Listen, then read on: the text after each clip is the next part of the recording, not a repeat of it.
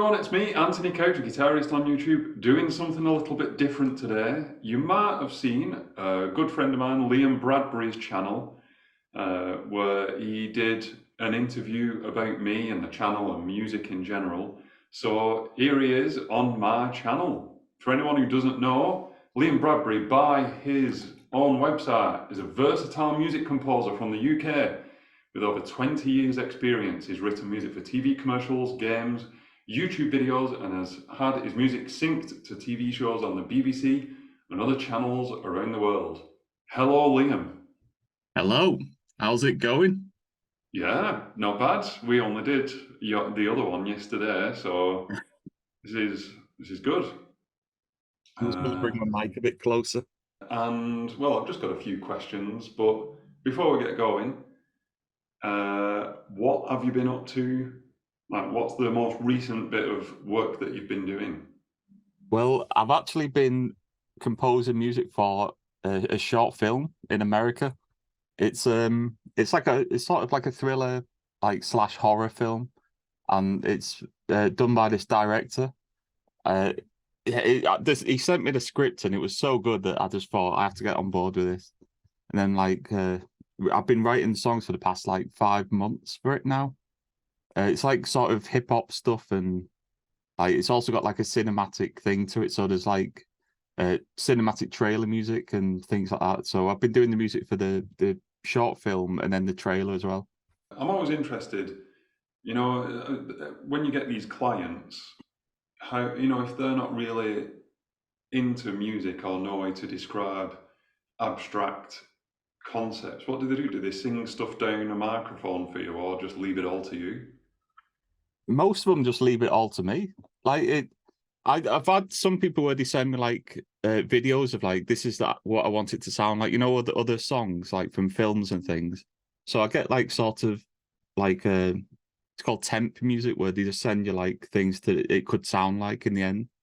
And then I just got to sort of get the same feel and the same like tempo and things. So you got to try and sync it up with that same music that they send to you. Okay. But I have had people send me like voice clips as well and like little bits of like music ideas, and some of them are really, really like funny. Like just people humming down the phone, and then you turn it into. I've got to turn it into something. Proper orchestra. If anyone's not heard what Liam does, he's he's definitely the most versatile musician that I know, doing anything from full orchestral stuff to, well, in this case, the hip hop stuff.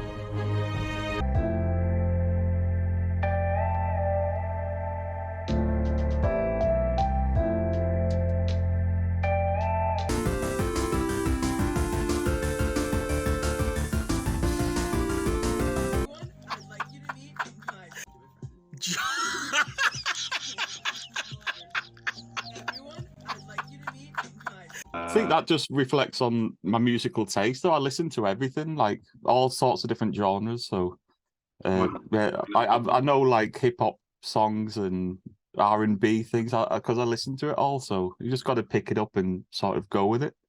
Yeah. I mean, ever since I've known you, I've not mentioned yet that we've known each other for about 20 years. Ever since I've known you, you have been, you've never settled on just one genre of music. When we first met, I don't know, am I wrong in saying this, that you were more into the pop punk things? I've never really been into like the pop punk, but I was in a pop punk band. It's not making sense. I wait by the phone for your call when we were best friends. I tried to pretend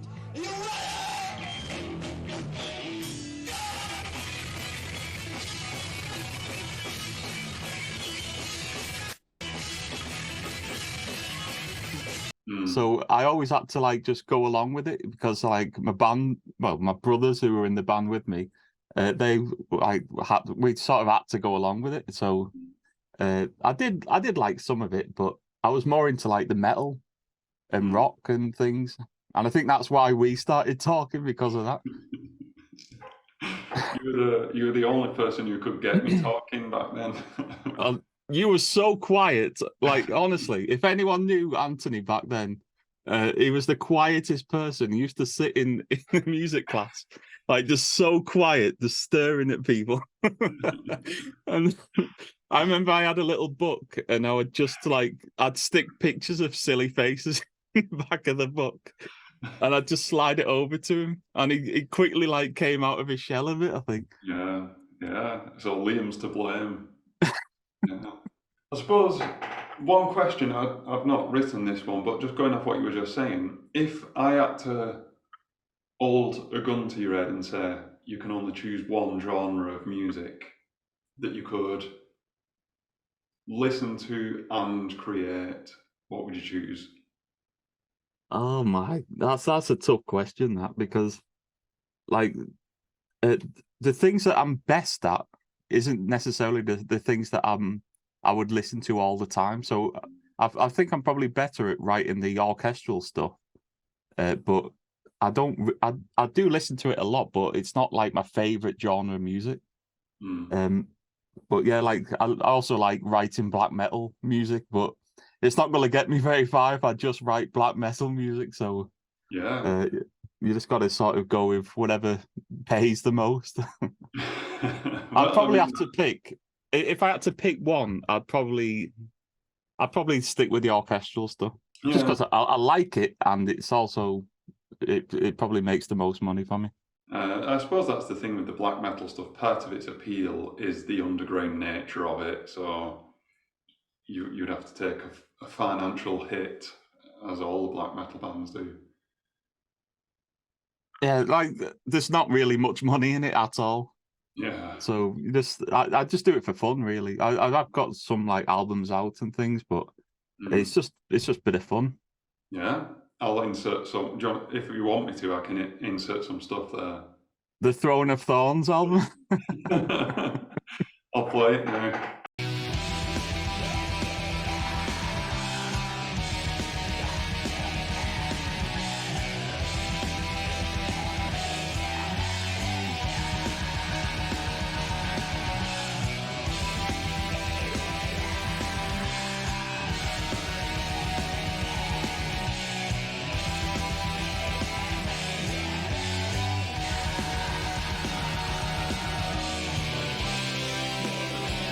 When did you decide that music was going to be what you do for a living, and how did you build it up to what it is today?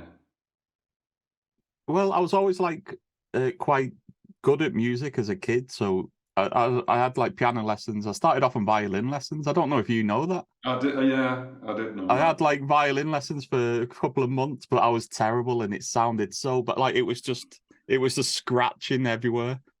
Yeah. So I moved on to piano, and then I started talking to people on. I used to be like into game developing like quite a lot, so I was on the game developer forums about 20 years ago, and I just started talking to people, and people wanted me to write songs for them because I was into like music production and things, just on basic level, like the early. I think it was Cubase 3.1 back then. Mm. Uh, so I just started like writing songs for people on these game forums, Mm. and people would pay me money to do it. And I thought, hang on, I can actually make a bit of money doing this, just writing songs for people. And then I think, what was it? I started like setting up my own website, but it didn't really work. So then I moved towards stock music, where I had just upload songs to a website, and then you just sell it through the website. Mm.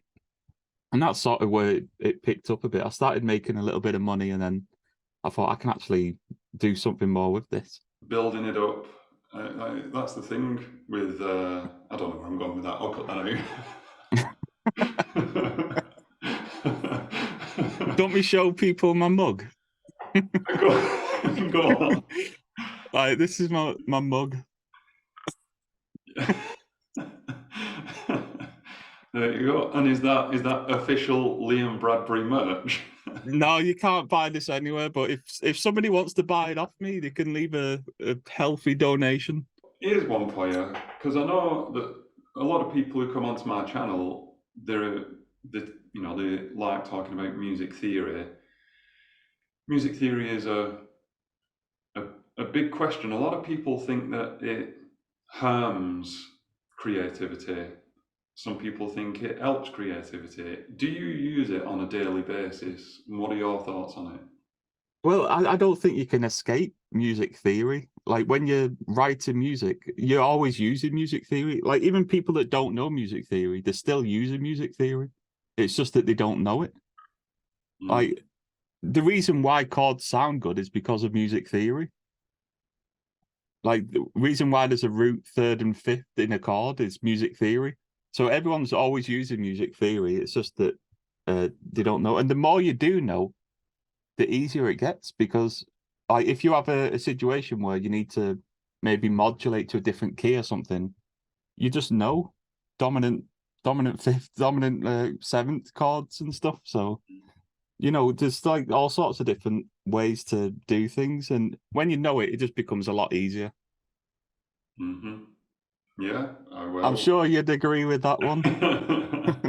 As a 100. guitarist, like like it's all about the scales, isn't it?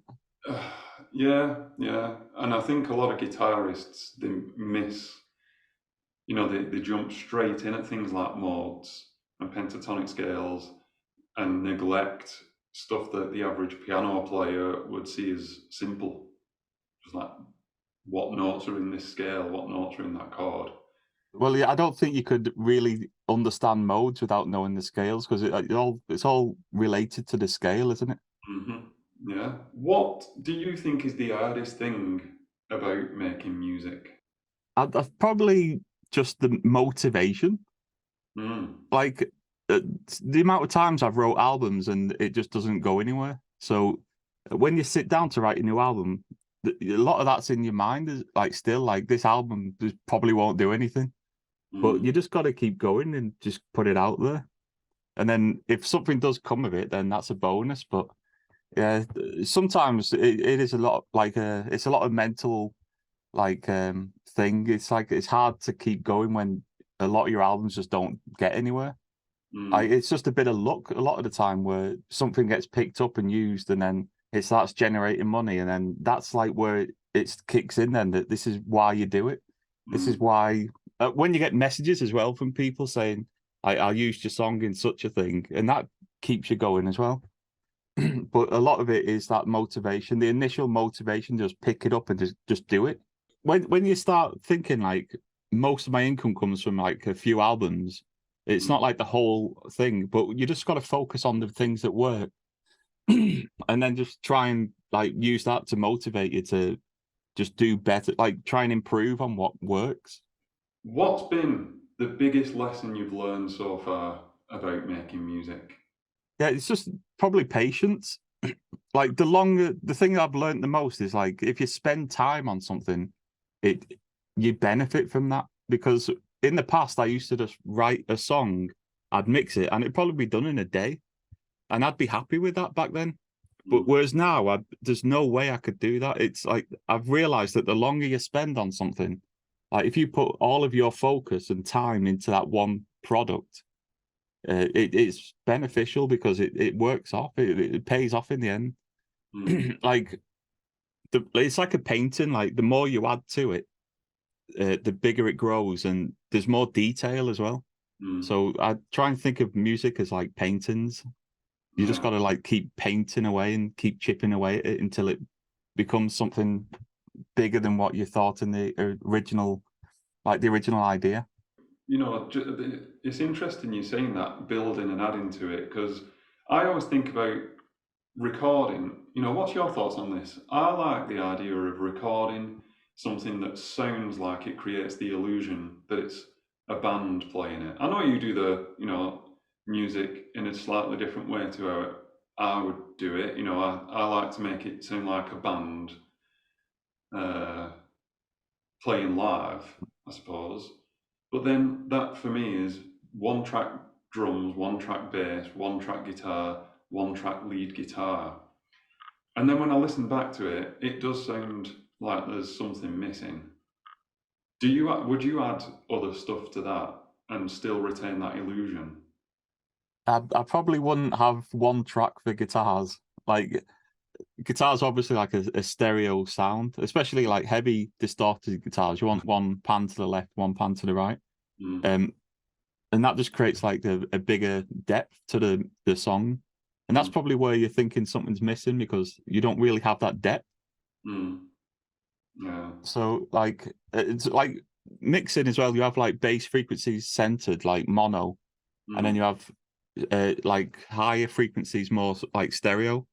So like the guitar has a lot of frequencies from like 100 hertz up to like 5K or something. So you can really spread that across the stereo field. So like the bassier frequencies mono, and then the higher frequencies a bit more stereo. mm, yeah. Yeah. Like Panning. you can do all sorts of different things with panning. Yeah. I didn't even think about that, panning frequencies and Yeah, yeah. mid-side frequency. That's what you want.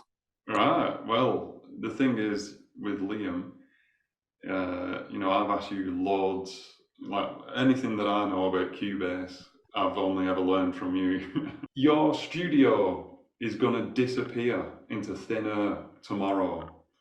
Is If you it? could only save one bit, if you could only save one bit, what would you choose? It's got to be my PC. Like everything about like everything I do, like the whole Cubase is all aimed towards the PC. So if I don't, I've got all these instruments like piano, drums, and things. Well, the drums aren't mine; they're my brother's. But Mm. like they can go. We're not bothered about them. But like the guitars and bass and things like that, and the keyboards, like they can all really be replaced. But all of my stuff is like on this PC, like Mm, all the VSTs, the subscriptions that I've got like composer subscriptions and things, mm, and it's all just linked to this PC. So yeah, like all my settings as well. I save like presets. I create presets on synths and things. Save them all to the hard drive. mm. I mean, I should really upload them to cloud storage, but uh, yeah, it's all on the PC at the moment. Okay, yeah, good. Well, I mean, that makes complete sense. All your ideas, I'm guessing, as well, are on there, like little 1 minute, 90-second clips and stuff. I'm always humming ideas into phones and things like Mm. I have like an app on my phone where I just sing stuff in. Like I'll wake up or something, I've got a little idea in my head, and I'll be like do do do do do. You want to share one of those with us? No, no.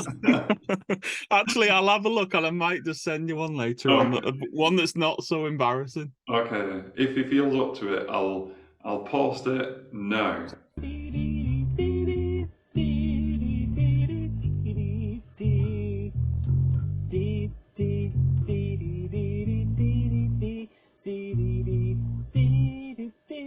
Does expensive gear matter?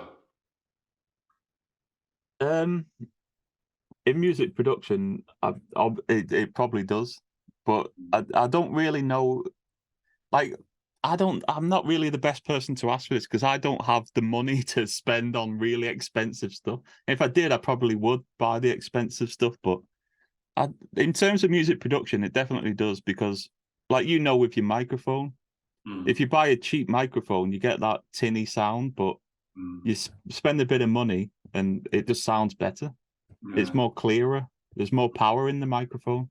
Mm, Um, and it's the same with like outboard gear as well. I have like a compressor here and like EQs and things, and I find that the more you spend on things like that, the better it is. That you actually do pay for quality in some instances, but yeah, in terms of guitars and bass, I just plug straight into the interface with that. I don't really spend any money on like instrument stuff. It's just straight into the interface. It's more about the technique and mhm. the playing side of it. I think that gives you a better tone.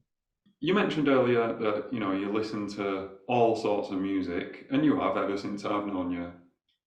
But is there a handful that you'd consider to be your biggest inspirations? I think there's probably a few, like I John know, Williams. I Go know on, one. go on. What Cradle would of you say? Filth. Cradle of Filth, obviously. Like they're a huge inspiration, and it's not just for that type of music, like the metal. It's for the orchestral side of it as well. And Mm, actually, that's why I got into orchestral writing, because I was into like metal music, and I wanted to write my own orchestral like bits for the songs, mhm. and that's how I really got into orchestral writing. I have to say, when when I first met you, and I'd go in your room, and you were screaming black metal lyrics into a microphone, can you tell the people who might be listening to this what you were using as a pop filter for your microphone? Oh, well, right. I've got to say, I wouldn't use this now. Let's Yeah, just get that out there. yeah, But yeah, I didn't really know what I was doing back then. It was just like, all I know is it worked, and I still stand by this. It did work. I yeah, was using a sock on the microphone for yeah. pop filter. The sock, I don't even remember it being a particularly clean sock. It was clean.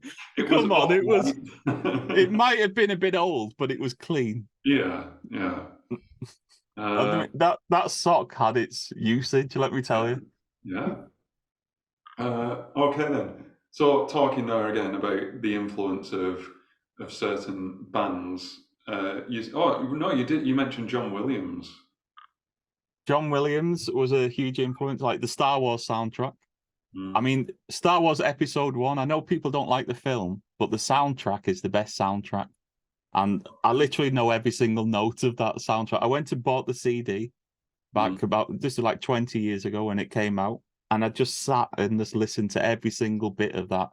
mm, And I think a lot of my orchestration comes from just John Williams' influences, but there's also people like Michael Nyman and Hans Zimmer, mm, just people like that. Like the Dan Elfman was another one. I mhm. remember there was something in the Spider-Man soundtrack that he did, and the Terminator Salvation soundtrack. The Spider-Man soundtrack was just the use of brass. It was like he had this really like huge brass sound, and Mm, that like stuck in my mind like instantly. And also the Terminator Salvation just for the percussion. yeah, So like Dan Elfman, like he has so many distinctive ideas. mm, Hans Zimmer for the percussion, obviously. I mean, yeah. he's known for percussion. Okay. John Williams for the orchestration.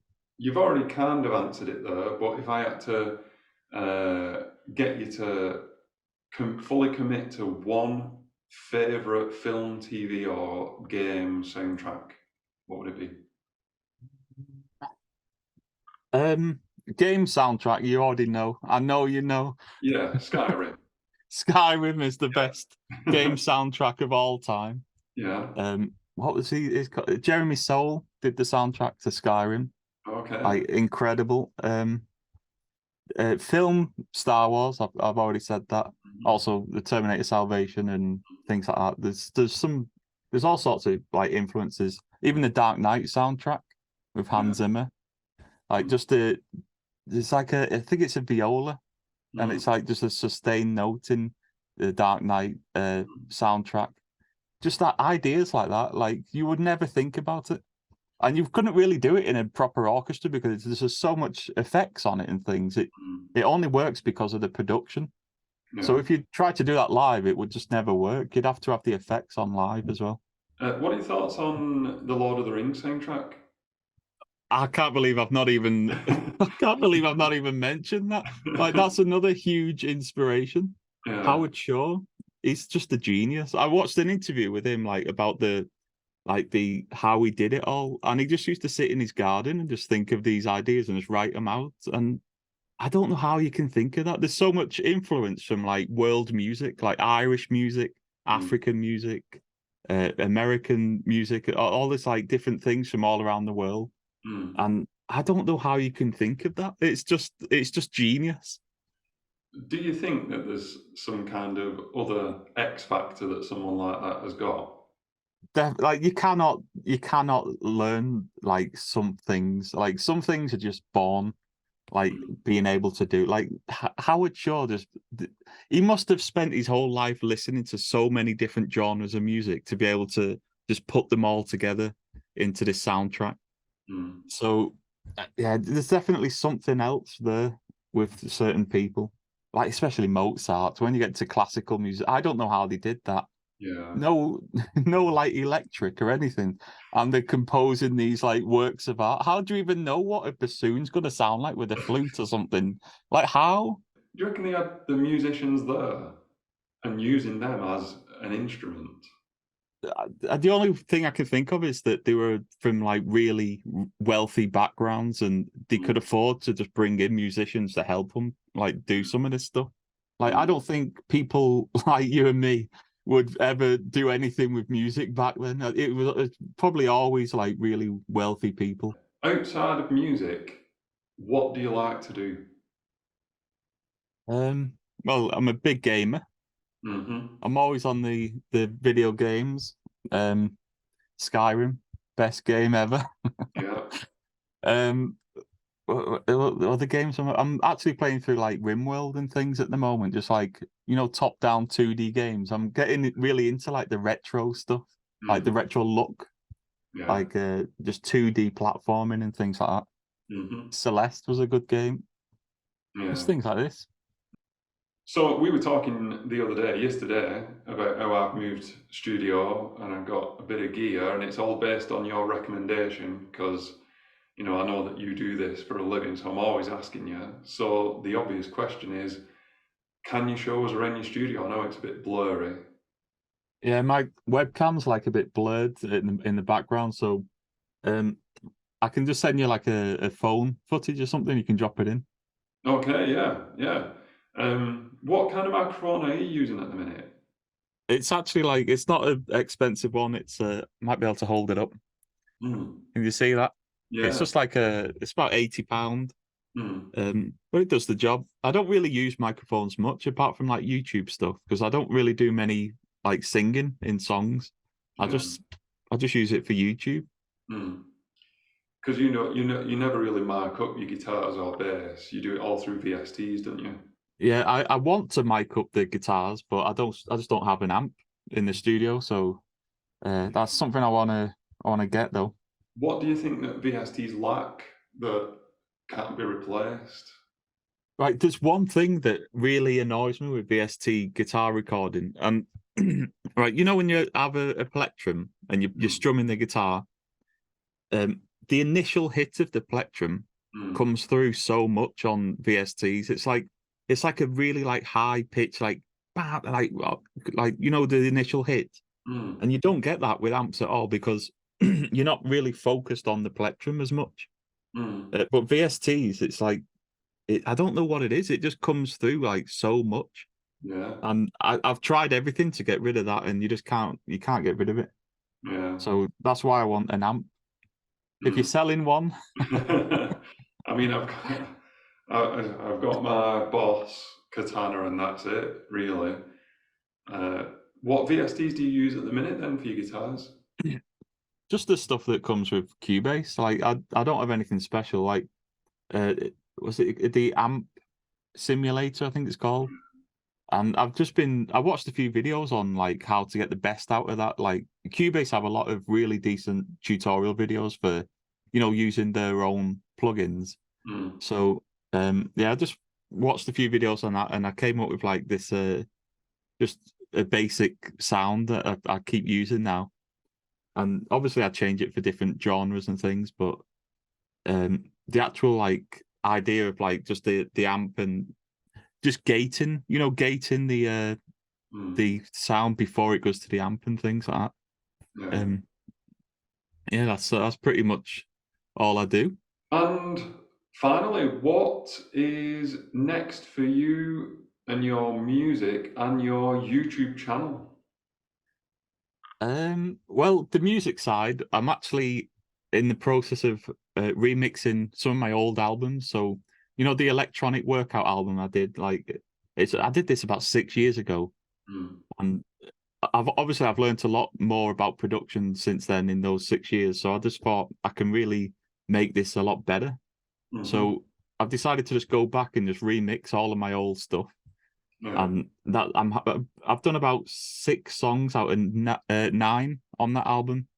So that's pretty much completed. I also remixed my lo-fi beats for studying album. That's already out there now, the remixed version. In terms of YouTube, I've started doing live streaming. Oh yeah, I've seen you in the chat as well.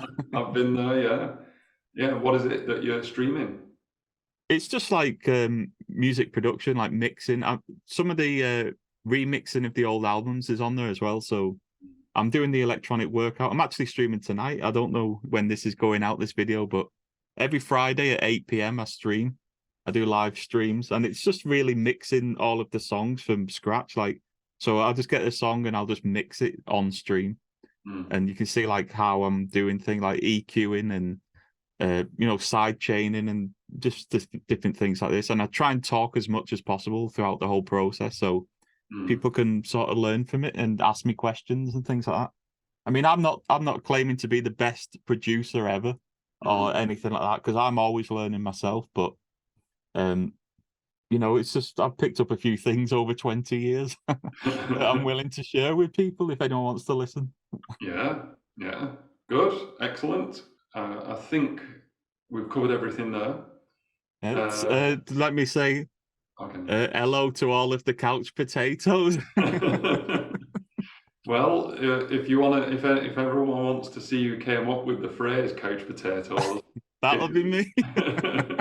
It is Liam's idea to call the subscribers of the channel the couch potatoes. Also, check out the video that we did on my channel as well. Oh yeah, of course, interviewing Anthony Couch. Yeah, so we talked yesterday. I just thought, similar kind of thing, but more guitar based, I think, than this one. Well, Liam, thank you very much for joining us. Yeah, thanks for having us on the channel. No problem. We've talked about the slight possibility of a podcast that may or may not ever come into fruition. Hey, I've got some more ideas that I've not told you yet. Okay. I think you're gonna like this, so we'll talk afterwards. Yeah, because these have been quite formal, but I think if it were a podcast, would be a lot less formal, I think. Yeah, it'd just be like more of a friendly chat, wouldn't it? Like just sort of in the same room, just chatting. Yeah. Okay, well, thank you all for watching. And thanks again to Liam Bradbury for taking some time out to talk to us. Let me know if you watch this video to the end. Extra special thanks to these people up here, because they support me on Patreon. And if you want to talk to other guitarists about guitar stuff, come and join the Couch Potato Guitars community. The link is in the description. It's on Facebook. It's just full of people talking about all things guitar. We'd love to see you there. Thank you very much. I'll see you in the next video.